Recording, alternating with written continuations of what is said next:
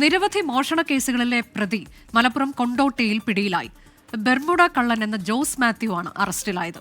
30 കേസുകളിൽ പ്രതിയാണ് ജോസ് മാത്യു.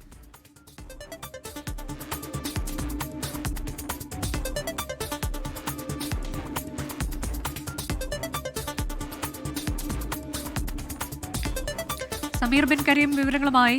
സമീർ, ഇയാളുടെ പേരിൽ ഒരു വൈചിത്ര്യമുണ്ട്. എന്തുകൊണ്ടാണ് ആ പേര്? കൂടുതൽ വിവരങ്ങൾ എങ്ങനെയൊക്കെയാണ്?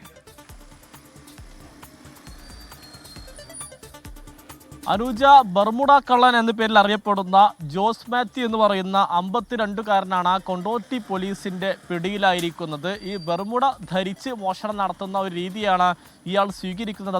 അതുകൊണ്ടാണ് ബർമുഡ കള്ളൻ എന്നുള്ള പേര് വന്നത് എന്നുള്ളതാണ് പോലീസ് അറിയിക്കുന്നത്. ഇക്കഴിഞ്ഞ ജൂൺ മാസം 17-ാം തീയതി കൊണ്ടോട്ടി തുറക്കലിലും 18-ാം തീയതി കൊണ്ടോട്ടി ഈ കോടങ്ങാടിലും 2 വീടുകളിൽ ഇയാൾ മോഷണം നടത്തിയിരുന്നു. ഇതുമായി ബന്ധപ്പെട്ട് നടത്തിയ അന്വേഷണത്തിലാണ് പ്രതിയെ കൊണ്ടോട്ടി പോലീസ് അറസ്റ്റ് ചെയ്തിരിക്കുന്നത്. സംസ്ഥാനത്തുടനീളം 30ഓളം കേസുകളിലെ പ്രതിയാണ് ഈ പിടിയിലായ ഇയാൾ എന്നുള്ളതാണ് പോലീസ് വ്യക്തമാക്കുന്നത്. മാത്രമല്ല, ഇക്കഴിഞ്ഞ ഫെബ്രുവരിയിലാണ് ഇയാൾ ഈ ജയിൽ ശിക്ഷ കഴിഞ്ഞ് അനുഭവിച്ച് പുറത്തിറങ്ങുന്നത്. പിന്നാലെ ഇയാൾ ജൂൺ മാസത്തിൽ മലപ്പുറം കൊണ്ടോട്ടി, വേങ്ങര, താമരശ്ശേരി, കോട്ടക്കൽ തുടങ്ങിയ പോലീസ് സ്റ്റേഷൻ പരിധിയിൽ മോഷണം നടത്തി എന്നുള്ളതാണ് പോലീസ് വ്യക്തമാക്കുന്നത്.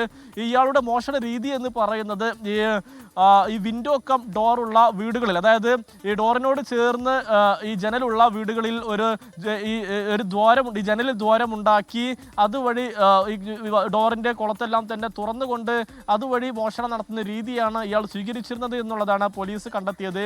ഇത്തരത്തിൽ നടന്ന മോഷണങ്ങൾക്കൊക്കെ സമാന സ്വഭാവമുള്ളത് മനസ്സിലാക്കിയ പോലീസാണ് ഇയാളാണ് പ്രതി എന്ന് പോലീസ് കണ്ടെത്തുന്നത്. അങ്ങനെയാണ് പ്രതിയിലേക്ക് എത്തിയത് എന്നുള്ളതാണ് പോലീസ് വ്യക്തമാക്കുന്നത്.